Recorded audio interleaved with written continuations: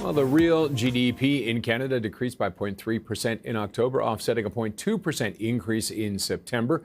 Overall, 11 of 20 industrial sectors contracted in October, and there were also contractions in goods producing and services producing industries, and the total investment in building construction went down 0.5% to about $22 billion. Here to talk about the numbers and break them down is Sal Guatieri, senior economist and director for BMO Capital Markets. Sal, thanks very much for joining us. Welcome. Initial number, the 0.3, a little more, a little bit of a bigger drop than predicted, but your thoughts on it? Is it still in line? Well, it matched Stats Canada's initial tally of activity in the month, but overall pretty disappointing. Considering the broad nature of the decline, it was most of the major categories were down: mining, manufacturing, retail, construction, all down in the month. And perhaps more disappointing is the very minimal rebound we saw in November, at least according to the flash estimate. So really does set us up for pretty soft fourth quarter following Q3's rebound, and could be hit or miss as to whether we avoid a second quarterly contraction this year. Remember, in the spring, the economy contracted at the height of the trade war. That was understandable, but a contraction in Q4 would be quite disappointing. We're not there yet. I think there's still a good chance we could avoid a contraction, but let's face it, Canada's economy, at least by this industry measure of GDP, has barely grown in the past year now to October. It doesn't help that manufacturing is down about 3% in the past year. But the other worrisome part is retail sales have now declined in the past 2 months. And remember, consumers were acting as a pretty good-sized cushion for the economy in the face of this trade war, but they slowed in the third quarter, and now it seems like that slowing continued in the fourth quarter of this year. So that's a bit worrisome. So unlike the U.S. economy, which, as we saw with the third quarter data this morning, accelerated in that quarter on the back of very strong consumer and business spending, Canada's economy really doesn't have any key drivers moving it forward, and it pretty well has no momentum at the moment. We're hoping that changes in the new year on the back of fiscal stimulus and interest rate cuts. But the big problem here is not only is the economy struggling with some of the sector-specific tariffs, but just the overall trade policy uncertainty that's putting a lid on business investment. Are we really starting to see some sectors now feeling the effect? It felt like we might have avoided the effects, or at least cushioned the effects of the tariffs, but are we now starting to see it full-blown?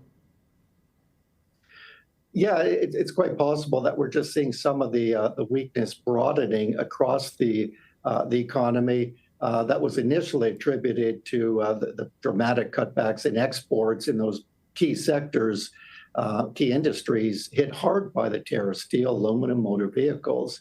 But that weakness now might be just spilling over a little bit. And again, quite worrisome that even retail sales, the consumer seems to have softened recently.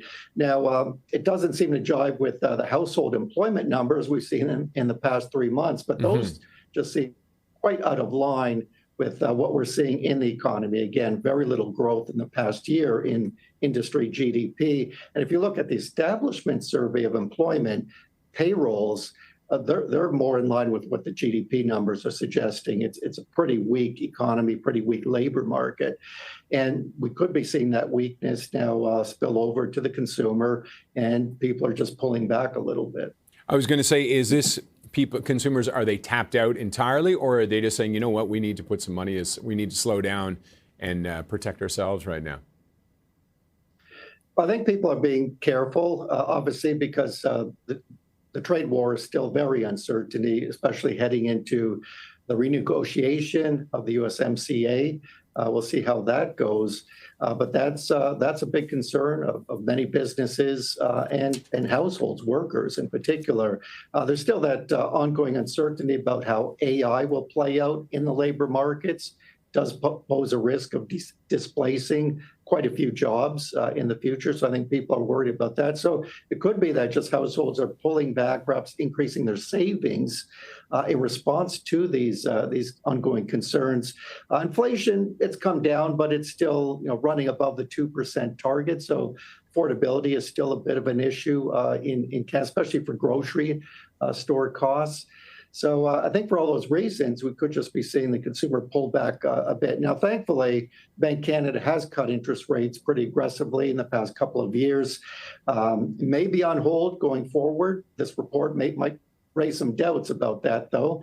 But I think that the easier policies, the lower interest rates, will encourage stronger consumer spending in the new year. What kind of an impact could the CUSMA talks have as we head into the new year? They're supposed to start in January. Will that have an effect, or do you think that'll wait until we finally have a deal one way or the other? Well, what we're hoping for is that in these talks, we do end up with some reduction of the sector-specific tariffs. So for steel, aluminum, instead of 50%, maybe 25% or something less. That would at least give those industries a bit of a break, at least relative to other countries that are selling those items into the U.S. That might be the best we can hope for. Our general assumption is that we just see the negotiations drag on through next year, maybe on an annual basis. There'll be an annual review because there are some contentious areas that need to be worked out. Unfortunately, even if we see some reduction in the sectoral duties or tariffs, we may not see all the uncertainty tied to the trade policies go away next year. That may be a longer workout, maybe a multi-year workout. So unfortunately, it does mean that business investment in Canada could have that cloud hanging over its head for quite some time. Okay, we're going to have to leave it there, Sal, but thank you very much for joining us. All the best for the holidays. You too.